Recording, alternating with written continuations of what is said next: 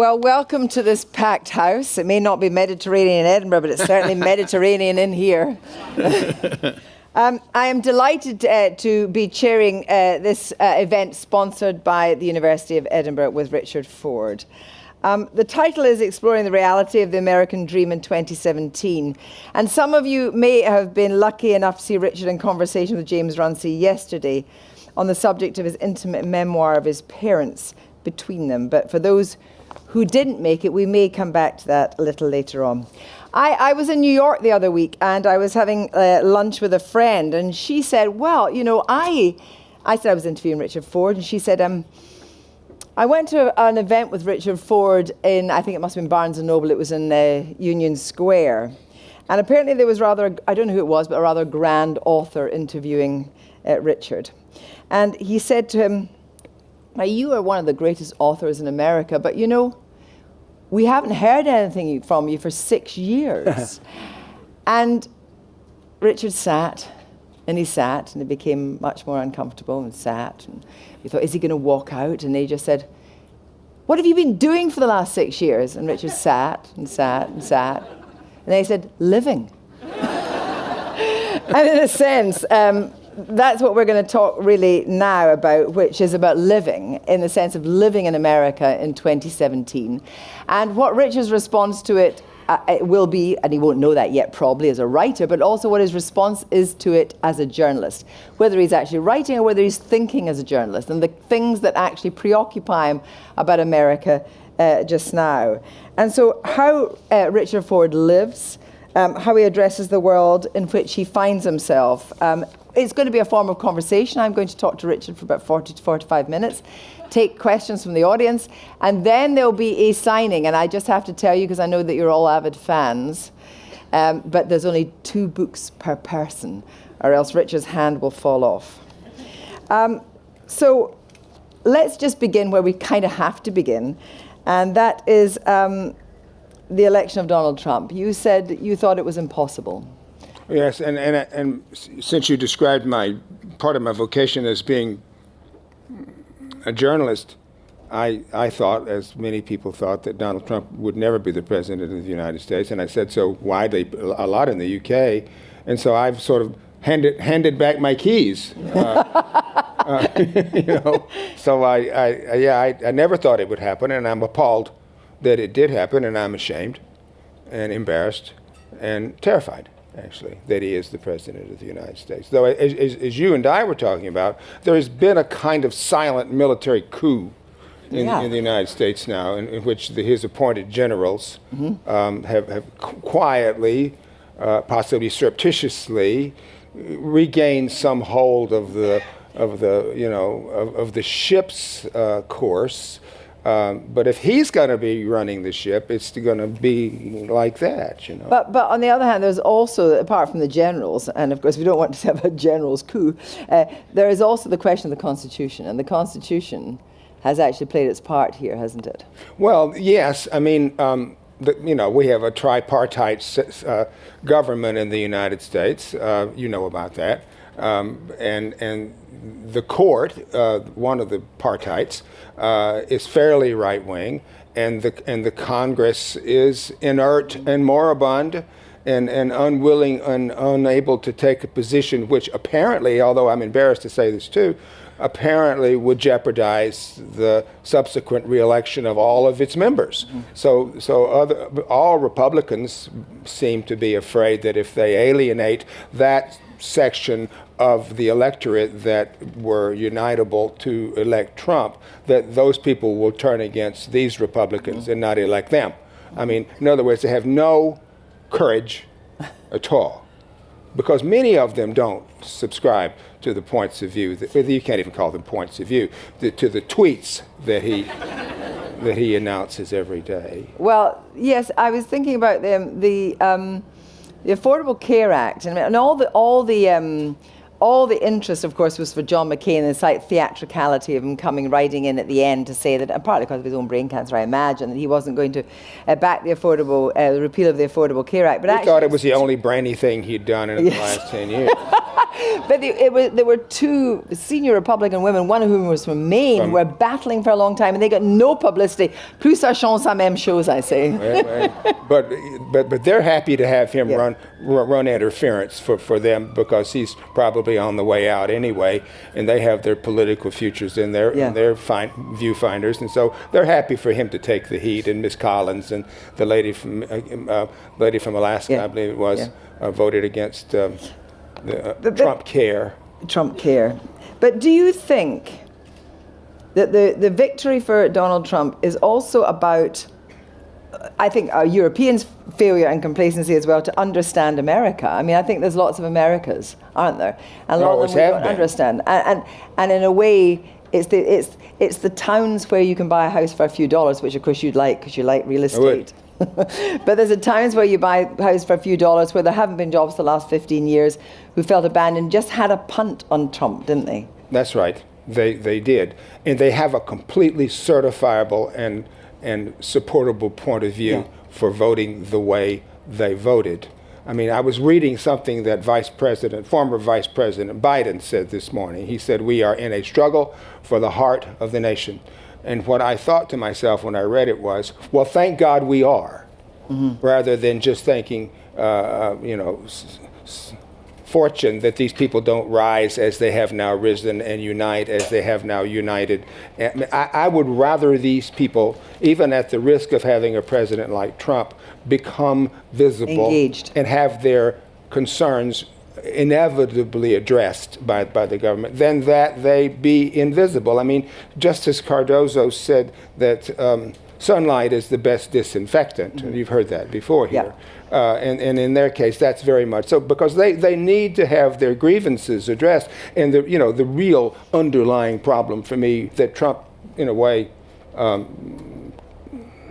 secretes is that the Democratic Party in the United States is doing zip. Yeah, and actually appeared to be doing zip in the, despite, the great belief in Obama. The fact was that Trump can turn up in a town where the steel mill's been shut for 10 years. Yes. And the mine's been shut, and kind of say, I'm going to open it. And everybody goes, well, no, you're not. No, you're not. You're not. But the trouble is that there's no other thing to believe in. And nobody's addressing those problems in any way. Exactly. Mrs. Clinton, who was a terrible campaigner and would have been a pretty good president, I think, but she's a terrible campaigner, she didn't even address these people. And she took the African-American vote for granted.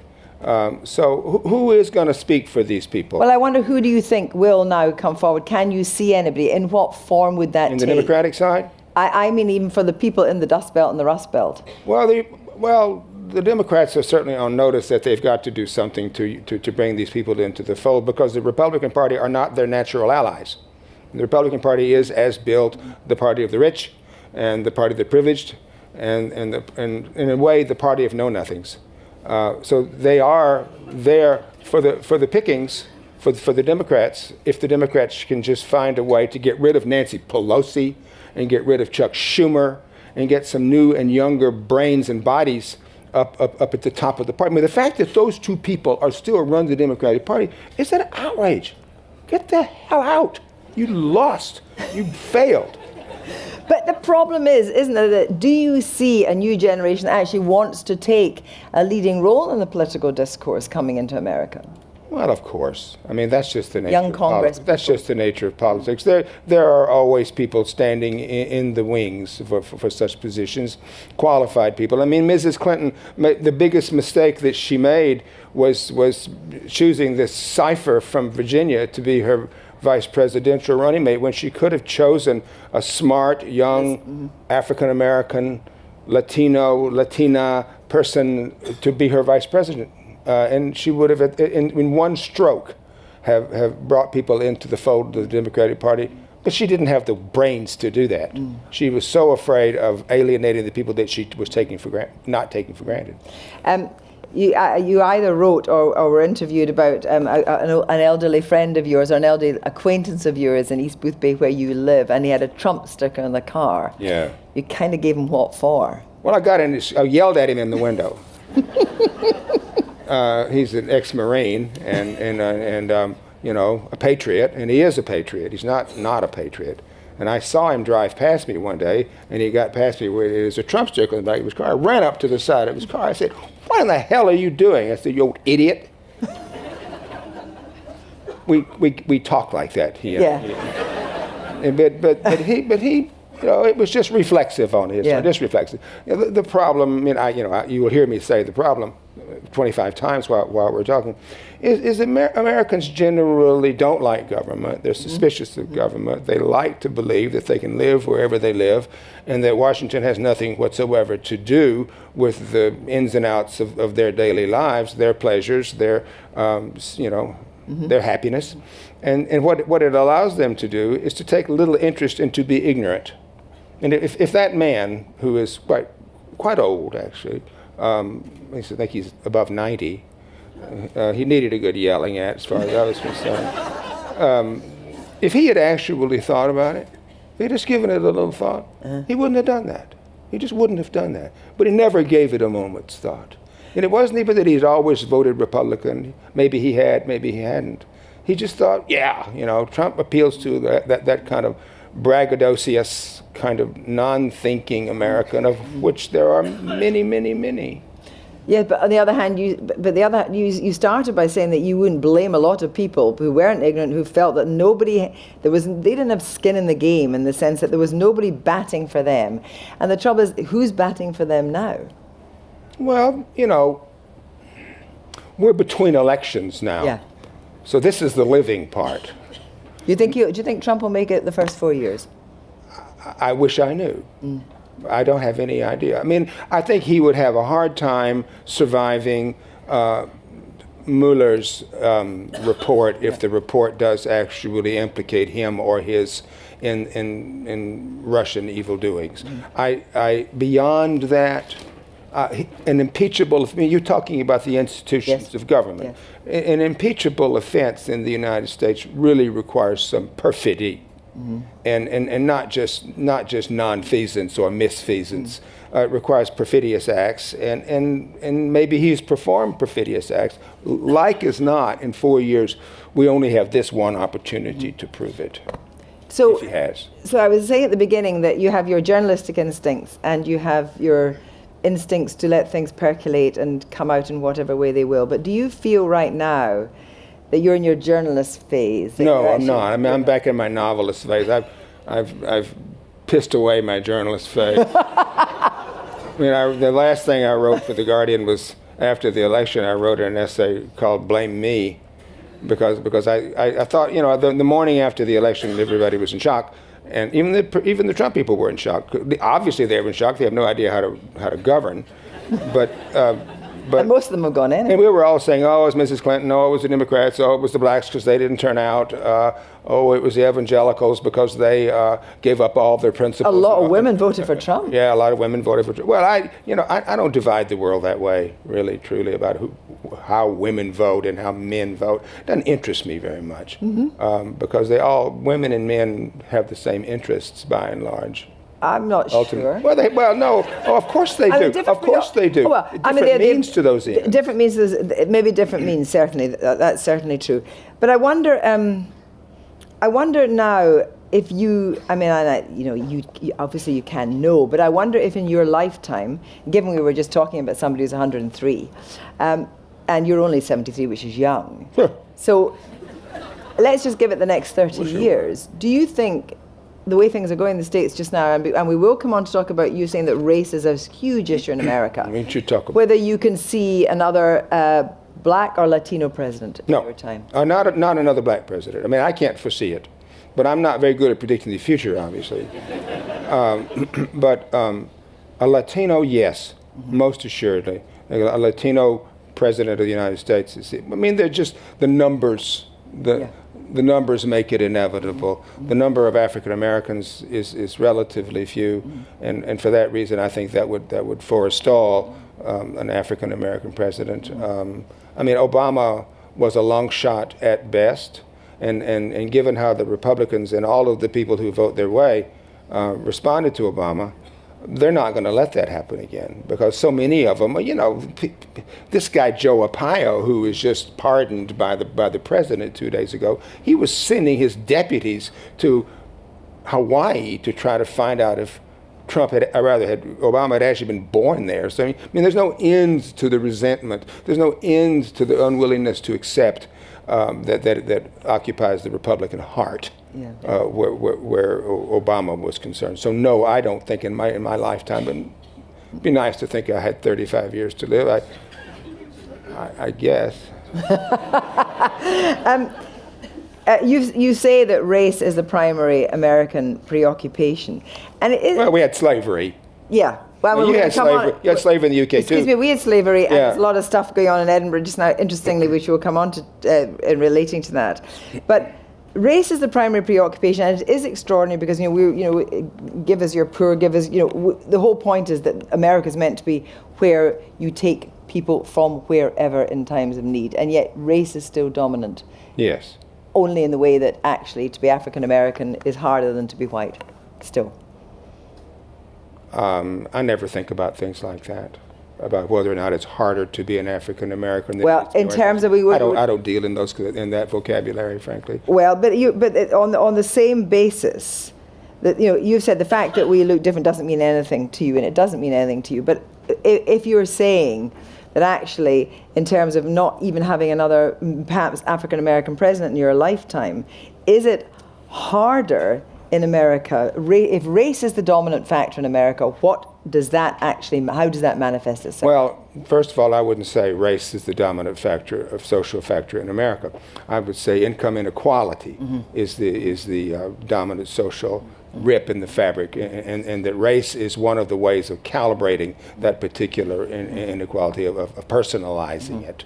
But so. That said, ask that question again if you don't mind. So my point is that what I'm kind of getting at is why should race still be so? Why should that be the overriding? You're saying it's not really; it's income inequality rather than. I do think. Race is the issue that it is in our country. Because of slavery, because of the sectionalization that happened during and after the Civil War, because race was always tied from the beginning to economic prosperity and the lack of, and all of these myths about blacks originated in an effort to try to preserve their subordination so that they could be used as chattel to work on farms in Mississippi and Alabama, where I'm from. So race as a function of economic issues those are almost invariably tied and invisibly tied. It's held on because of intransigence in the South, because of ignorance. Because of the way in which Southern politicians were able to prevent African Americans from voting. None of these, all of these things that I list now seem, and I'm sure they do because they do to me, they seem ridiculous that even any of these things should happen, but they did happen, and largely out of ignorance, largely out of an effort to try to keep blacks subordinated for economic reasons. Yeah. So Charlottesville, and the row over the Robert E. Lee statue. Yes. Tell me, and the reason I was mentioning Edinburgh was because Henry Dundas, the first, whatever it was, Viscount Melville, he's got the tallest statue in Edinburgh. Yeah. And the discussion is what to put on a new plaque, and the fact that Dundas talked about the abolition of slavery in stages rather than just immediate, and so there's a discussion about what to do with that. But the UK is littered with statues in municipal parks and wherever of people that maybe now we would think would be questionable. Yes. So what do you do with them? Are you in favour of removing the Robert E. Lee, or is that just not the right argument to be having? I'm in favor of removing the statue of Robert E. Lee and the statue of all of those Confederate generals, for no other reason than that it is an affront to Americans who happen to be black, and many who happen not to be black. There needs to be, and this is of course where we would happily depend on our news media to help us, but we don't get any help over there. There would need to be a proper parsing of the issue of why, in fact, we are doing this. Exactly. And that issue, when you parse it, it complicates the issue somewhat. So you ultimately have to just cut that knot and not untie it. But I mean, are we taking Robert Lee's statue off of its wherever it is, on Monument Street in Charlottesville or on Lee Circle in New Orleans? Are you taking it off because he was a slave owner? Well, no, I think you're taking it off because he was a slave owner who acted to try to dismember our union. In other words, he was a traitor.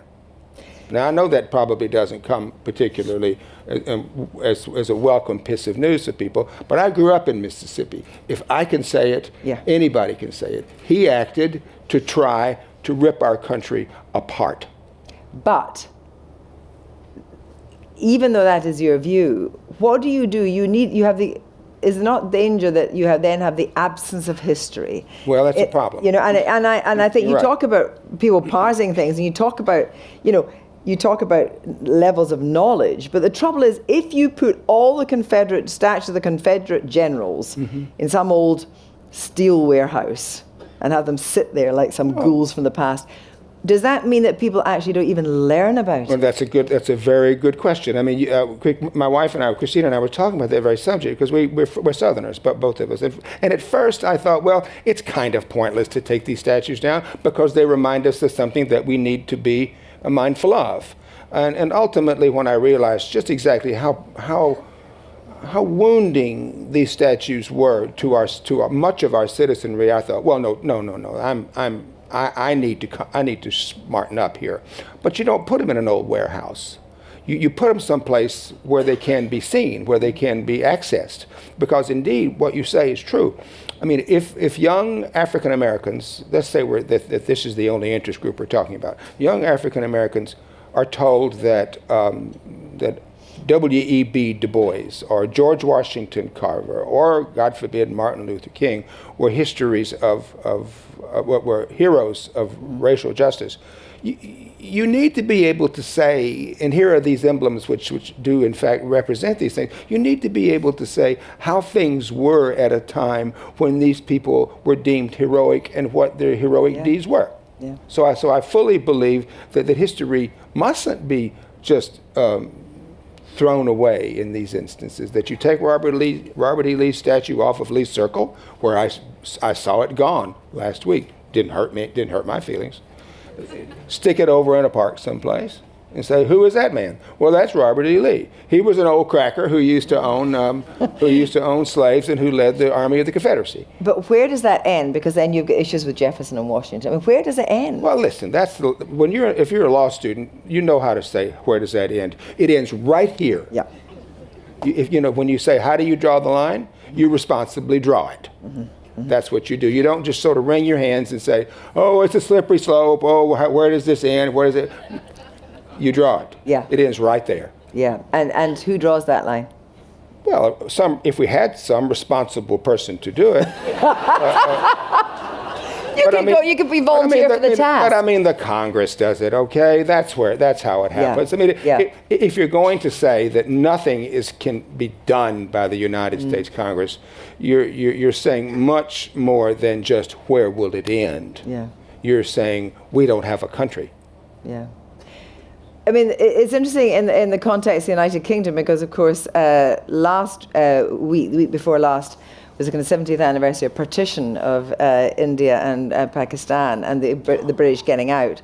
And the argument really was that it's not even taught in schools what happened and how, and the dreadful carnage that followed. And that we actually have to know a bit more about our history than we do. And I wonder about that whole question of the role that kind of we're getting to the age now of partition where people that actually were displaced in partition are getting very elderly. Yeah. And there is an oral history and we need to learn about it. But there's a feeling actually that if you don't teach these things, right, and they aren't taught, and they're not taught in this country properly, then they just disappear. Well, in a place like Texas, yeah, a God-deviled place such as Texas is. There is an institution in Texas called the Texas School Book Authority, and they authorize, and they have printed school books which match the views of the authority. And in those books now, there are history courses in which that's not taught, in which the Civil War is not taught. And so, yes, I mean, when you were talking about Pakistan and India and then the evaporation from their textbooks of 1947, I thought to myself, well, that doesn't happen in America because America's a better country, and I don't mind saying that America's a better country. But your fingers and toes are crossed. But it's in instances we're not. Yeah. In instances we are not. And then the other, the political things that are happening post the Trump presidency in another sphere, things that are happening quietly that people don't actually really talk much about. My kids talk about it because is the ending of money for Planned Parenthood and how everybody is, trying their hardest to try and raise funds again and make sure these things don't happen just by default. Well, that was preserved when the Affordable Care Act was. It's the ending of the government funding for Planned Parenthood. Yes. It's not the ending of. No, of course not. But it is. Everybody's raising money for it. That's right. But that's preservable, and I think most Republicans don't want Planned Parenthood funding to end. I mean, they maybe don't campaign on it. I mean, Democrats all campaign on it. I mean, it would be a horrible thing if that happened, and it could happen, but I don't think it's going to happen. And so that, I mean, maybe I'm just still blindly optimistic about such things, because particularly in the conversations about the supposed ending of the Affordable Care Act, a lot of Republicans were saying that, they did have some skin in that game. They did have some skin in the game. If you're in West Virginia, if you're in the rural parts of Ohio, if you're in the rural parts of all kinds of places, in Mississippi even, you have some investment in that ability to offer health care to women. I mean, it's not just black women. In fact, most clients at Planned Parenthood are not black women. They're not minorities, racial minorities. They're white women of no means. And those people do vote. And I think that Republicans know that. I mean, that's not. I mean, it's a kind of a hot button issue, but in fact, I think it's a hot button issue that will be resolved. Yeah. Now, I said, can we have the lights up a bit? I'd just like to see a few more faces here anyway. We have the lights up a little bit now, just see where you all are. How many people were in yesterday? I'm very keen to know how many people managed to come in yesterday. Yeah, look, you guys, look at this. But for those of you who didn't, and it is related to the American Dream, so I can kind of get it in like that, your incredibly moving memoir about your parents, in a sense, is also about the American Dream, how they moved from their beginnings and what happened to them. And that memoir, I think, is interesting for the fact that there's lots of things that are interesting about it, but also you wrote about your mother in 1981 and you wrote about your father 30 years later. Yeah. And I wonder, when you look back at those endeavors that these people made, does it say to you something about the American Dream, though? I never think about the American Dream. I only hear about the American Dream before Trump. I never heard about the American Dream until I got to Europe. Just we're all dreaming of America. Well, and we're all just living day to day. Yeah. The notion of the American Dream has been completely polluted now by Trump. Through the agency of his saying make America great again, because what that means basically is make America be the way it was when blacks weren't able to vote, when women didn't have charge of their own health care, when it was in a much more intolerant place than it is today. So when I think about my parents, I've never thought about my parents in terms of any dream of any kind. I mean, they had very close-in aspirations. I think that they felt that they were Americans, but I don't think that they thought they were part of the great American cavalcade. No. I think that they thought that they were socketed into their place in the world, and that they did this, and then they did this, and then they did this, and that made their life be. That made their life be. And I don't think that's very different from the way people who live in Latvia look at the world, or who live in Somalia. I think they're just trying to put 2 days together, by and large. Try to see if they can raise their children to adulthood in a more or less healthy way. And to be victim to the old image of the mansion on the hill is in a way to take your eye off of the ball that is your life. Yeah. You said something very tender, that you saw your parents as kind of two halves of the one person, or they made a person between them. Yes, I think that about Christina and me. That's what I was going to say, that you think like that. And I wonder if the fact that you have that, there's obviously many reasons why you have such a brilliant relationship with your wife, but I wonder if you were guided towards that by the memory of how your parents lived. How not? Yeah. How not? Yeah. They were, because, and because you came along late in the day, what I thought was amazing was they had this life on the road, that she went with him when he was the traveling salesman selling the starch. Yeah. Well, they didn't have the maybe they had an aspiration to own a house, but they were perfectly happy to put it to the side so that they could be together. And if they had owned a house in Little Rock, it's in the South, if they had owned a house in Little Rock, somebody would have had to have been in it. Yeah. and it would have undoubtedly been my mother. Yeah. And then they would not have been together. And so they put being together ahead of those traditional kinds of values of owning a house and having a mortgage and some equity and an investment in a future. I don't think they, other than the extent to which a child is the investment in a future, is the embodiment of a kind of future, I don't think that they thought in those terms very much. And for that reason, I know they were happy, not because of it, but they were happy, and they thought that way.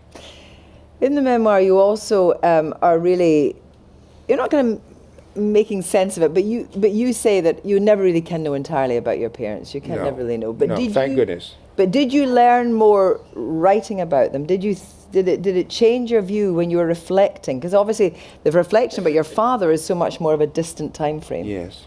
No, none of my feelings or my perceptions about my parents were materially altered in going back through all of this enormous accumulation of material that I put together over 30 years about my father and my mother. The one thing I did figure out, and I said this yesterday, but it's to me it's still an interesting topic, is that because they were together as long as they were before I showed up, they were first. And they remained first in each other's lives. And I don't think, had I not gone through these pages that I collected, that I would have quite figured that out. Yeah. And that being third among the three of us meant that the love they had for each other they shared with me. And I think that was worth saying. Yeah. But that was probably about all. I mean, I didn't really go through it all to try to find new things about them, or even to think something new. I wanted to simply say who they were, and let that utterance be my goal. Yeah. Testify, these people were. And I think for a lot of people here, they would think of perhaps doing that for their parents, just testifying they were there. Not because unless you have, it's all in your memory, but unless you have the gravestone or the place or you don't. It goes in a way. You've actually made solid your parents by this book. In a sense, because I don't go to my parents' graves. They're not buried in the same place. Because in fact, because of the perfidiousness of my uncle and his mother. Yeah. I don't go to their graves. I've been to my mother's grave once. I actually tried to find my father's grave within the last year and couldn't find it. I just thought, well, okay, fine. But and while I didn't write this to substitute for those kinds of memorials, at least I didn't mindfully do it, I think it does do what you say. It achieves a kind of testimonial to their, not to their importance, but to their existence. Yes. I'm not trying to enhance their importance, and that's a kind of a challenge to say these people were, and to say how they were, and not try through the virtues of my notice to make them more than they were. It's in a way, I think I compared it someplace to Chekhov. When you read a story of Chekhov's, such as The Lady with the Dog, famous chestnut in anthologies, these are just two relatively ordinary people who Chekhov writes about, and doesn't ever say that they were anything other than what they were, which is to say, sort of adulterous and secretive and not particularly smart, not particularly aware, rather self-preoccupied. My parents were not these things, but that's what these others were. And so in a way, it was a kind of maybe I would have never thought to do such a thing if I hadn't read Chekhov. But having read Chekhov, as clearly as much as I have, it seemed to be a doable project. Now, I wanted to just turn to something else, because, you're very relaxed in your own skin, it seems to me. But you recently returned to a very old spat, an article in Esquire from Colson Whitehead, who is an author, actually just won the Pulitzer, with whom you had an altercation many, many years ago about a review. Not that many. Ooh, not that many. Ooh, only 14, 15. Oh, no. Yeah. 8. Really? Well, I'm obviously a very poor researcher. I'm the spattee here, so I... And also that's spit and remember. spat. Yeah. Anyway, spit and spat, because what happened was there was an altercation because there was a coruscating review of your short stories. And you when you met him, there was a kind of spitting thing. I spit in his face. Yeah, he spat in his face. And then people kind of remembered it, but then they didn't. And then you raised it again. And I wonder why you raised it again, and whether it matters still so much to you. Because it matters so much to me. That's why. Because it was a piece that was in Esquire about reviewing. Right. And about the ways in which and you coruscating. Actually, it was so coruscating that Christina wouldn't let me read it, although she did read a couple of parts of it to me. It was with a whiskey. Very much a spitting on my book. But I was writing about the adverse effects upon people such as I by reviews and reviewers who blithely take 3 years of a person's life and piss it away in an afternoon and print it in the newspaper and drive readers away from the book. Mm-hmm. Now, that's the water I swim in. That's the nature of my existence. That's what happens to me. But I don't have to take it lying down. And I don't take it lying down. And that isn't the first altercation I've had with people. And it may not be the last. That's interesting. So do you put reviewers on notice? Well, reviewers should live on notice. Because we're all out there. You might just be creeping round the back when they're not looking. Well, it's more likely something just adventitious, An elevator door opens and, there you are. Exactly the man I want to see. In spitting distance. Spitting distance, yeah. But seriously. I know you're serious, but This is serious. This is serious. But actually, is it not more valuable? You might have a reviewer who says something pissy, right? But the fact is, when people read your books and when your books sell and when you get that kind of gratification, is that not the gratification that actually upends the critic's review? Apparently not.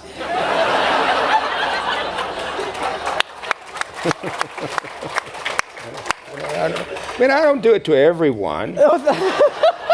But when something is... Alice Hoffman, I think, did you not shoot a book of No, hers? Christina did that. She shot a book of Alice Hoffman's.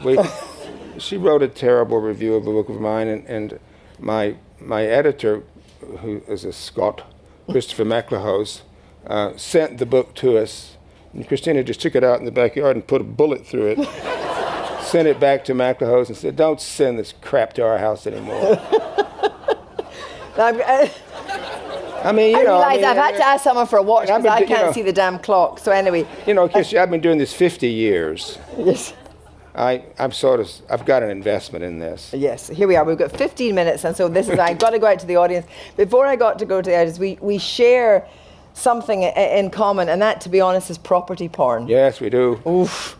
You like houses, don't you? Big style. Yes, I do. I like houses, but I've written about houses for years and years and years. And so I don't know which came first. I did write in this book, between them, as if it were there, about my father in the 50s. Ultimately, he decided he wanted a house better than the house he had. So I guess in a way he bought into the American dream in that way.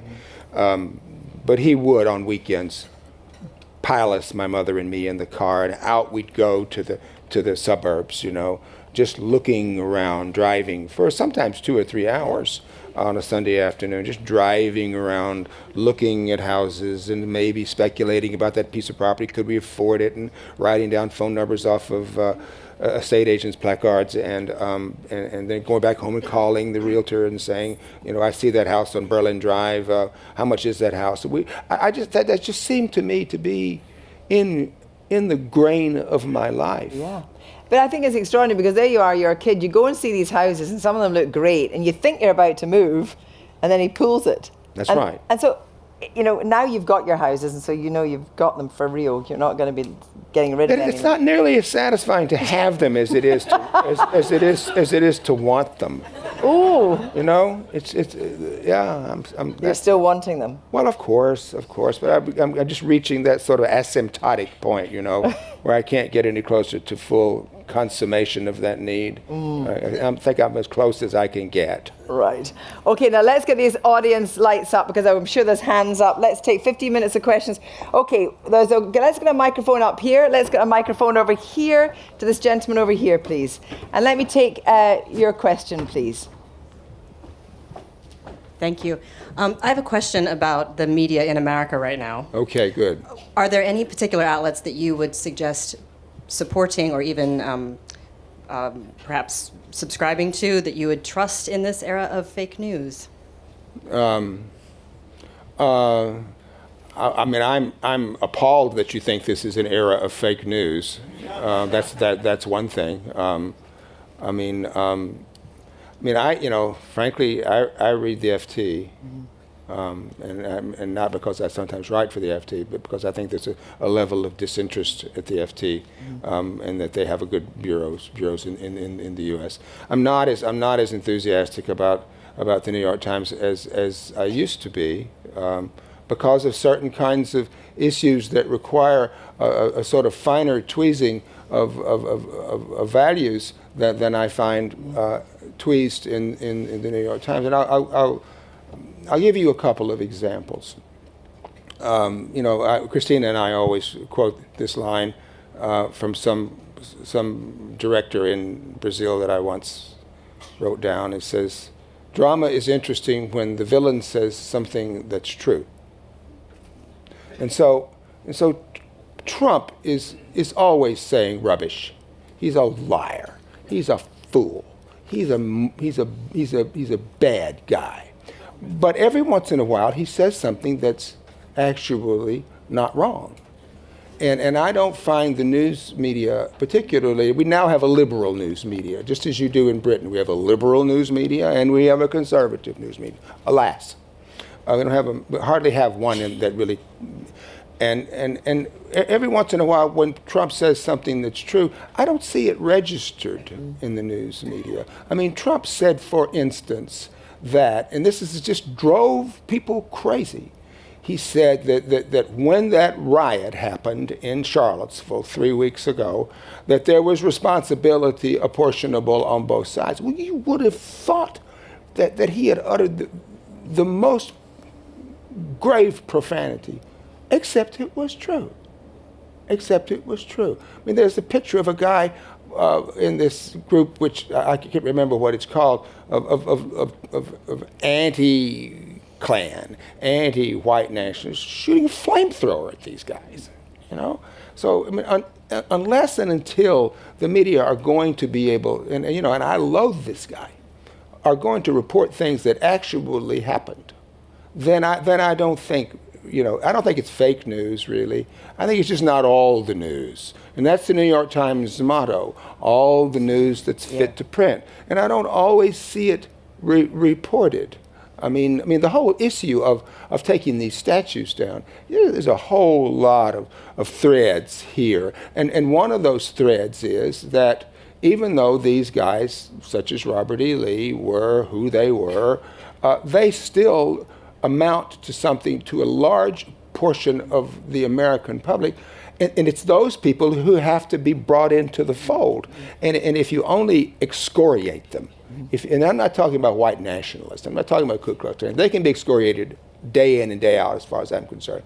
But it's the other people, and when Trump said, there were some decent people in that group, well, there probably were some decent people in that group. And until those kinds of issues are able to be aired, we're not going to have that kind of melding back together of a polity in this country. And again, I want to say, I'm not on their side. I am against racial hatred. I'm against white nationalism. I'm against the Ku Klux Klan. But they're there.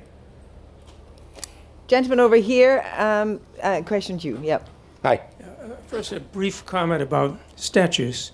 And as an American, I admire the Scots for erecting statues to writers like Catherine Sinclair or Sir Walter Scott, Walter Scott, right. as opposed to generals and politicians. But I wanted to ask your comment about something that I find hopeful about race relations in the U.S. is the recent new Smithsonian Museum in Washington of African American history and culture. Yes. And I wanted to ask you to comment. I read a book on this, why it's taken 150 years to get a museum of that type. Thank you. Your last question, I don't know the answer to that. I mean, I think there are a lot of people in the United States who think it shouldn't be up now. So that's kind of the reason that's one thing that answers your question. But race relations in the United States are better than they have been at any time in my life. If you think that I never went to school with an African American child, I never had a friend who was an African American boy, and I'm 73 years old, so that's been 60 years ago. Never had it. So now things, and indeed, things are much more violent in the public. It was violent before, but it wasn't in the public eye. I mean, what police are doing now in America against African Americans is in the public eye. Smartphones, all kinds of things. Things are just better. They're far from acceptable, but they're better. And I actually don't think, if you had Paul Beatty up here, and I wish we had Paul Beatty up here, but he would probably say that. Yeah. He would probably say that race relations in the United States are better than they ever have been. But that isn't to say that there aren't plenty of bigots and crackers and violent people and people that you wouldn't want to share a meal with, running the country even. Now, as a microphone, you've got it? Yep. Brilliant, thank you. Is there anyone over here for a question? Yep, take your question. Can I ask you, how influential to Trump is Rupert Murdoch? You probably would know better than that than I, although he's an Australian, of course. He runs Fox. Oh, I know who he is. It's hard to really think that anybody's very influential with Trump, to be honest with you. I mean, he's just influenced by the next person who walks into the room. So if it's Rupert Murdoch, okay, then he's influenced by Rupert Murdoch for 30 minutes. Or if it's Bannon, he's influenced by Bannon for 30 minutes. I think he's so out of touch with his own job as president that who influences him is just haphazard. Yes, a woman up at the back. Thank you. I was very taken by what you said about ignorance. Where are you? Sorry. Wave at me. Thank you. The business of ignorance and education. The idea that the thing to fear is the stupid person who acts in his or her own worst interests. That's right. Do you know what can we do about this issue of ignorance and people really? Well, it's not a new phenomenon in America. But I only have the tried and true staid remedies for that you already know. Family and education. Family and education. Family and education. To have a loving household. And to have an intact family means that you can't have, 19 children, and to have a school board that actually will fund schools. Now what you see in the United States are rural school boards not only consolidating schools, but closing down local libraries and closing down and not passing bond issues for schools. Schools have always been in the American past a poor relation. School marms in those old frontier towns were sort of looked down on and sequestered in almost nun-like fashion in Nebraska. So there's not a great, with John Dewey to the side, there's not a great tradition of belief in education. There's much more of a tradition of the gifted amateur, of somebody who doesn't need education, who can just simply rise and on the strength of his own or her own will succeed. But so we don't have in the United States a flourishing belief in the future of particularly primary and grammar school education. So my remedies are the ones you already know, and I don't have any better remedy for that than you do. Question over here, thank you. I'm wondering if you can explain to me, this is possibly naive, but I have a friend here, several friends here. They work in America, well-educated, well-traveled, quite rich, and they talk about Hillary Clinton as though she's the devil, that truly horrible woman. I really don't get it either. She's not an attractive human being, but she's right thinking. She's very smart. She understood government as well as you could conceivably understand government. But she is a liberal per se, and so she's for these are rich people you're talking about, so they don't like the notion of regulation, and they don't like the notion, the idea of taxation is almost toxic to them, and so those are things Hillary would inevitably promote in favor of education, Planned Parenthood, family support, all of those kinds of things. And unfortunately, I think these people, without the flame fanning of the right-wing press, might not have ever consolidated to toxify Hillary the way that they did. But once they were presented a vocabulary for this, it was just easy to tumble to that vocabulary. And obviously that doesn't let them off the hook. It's a little bit puzzling to me too. And you can't set aside the notion that it's just that she's a woman. You certainly can't, and that doesn't exclude women from being the malefactors in that equation as well.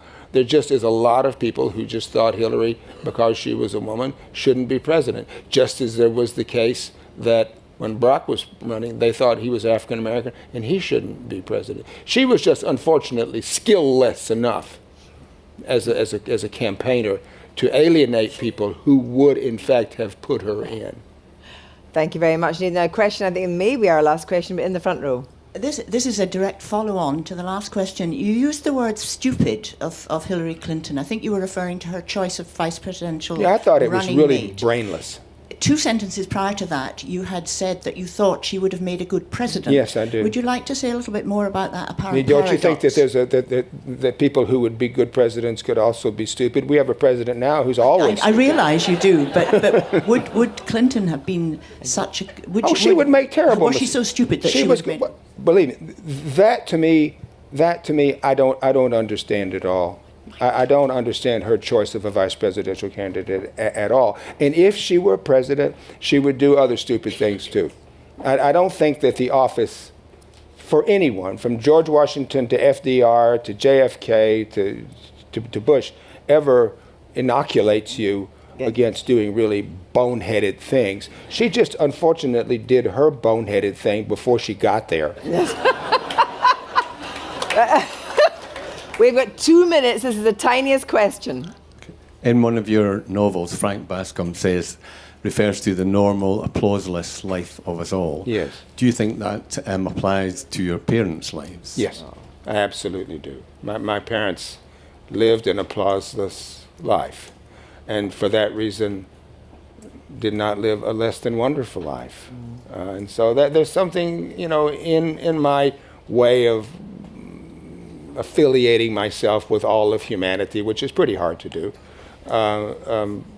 That makes me want to give them that little tiny bit of applause for being, and only for being. Not because they were my parents. It was just fortuitous that they had a child who became a writer. Fortuitous and inexplicable, it should be said. But yeah, that's entirely right, and it's probably why I write about Frank in the loving way that I do. You know, there's one other thing I would like to. Well, no, we actually talked about it. It was back in my brain to want to talk about the news media not parsing out these things enough. But I've beat on that horse enough. I don't need to. And I think finishing about your parents is the perfect way to finish this session. Please, ladies and gentlemen, thank you very much to Edinburgh University, Richard Ford.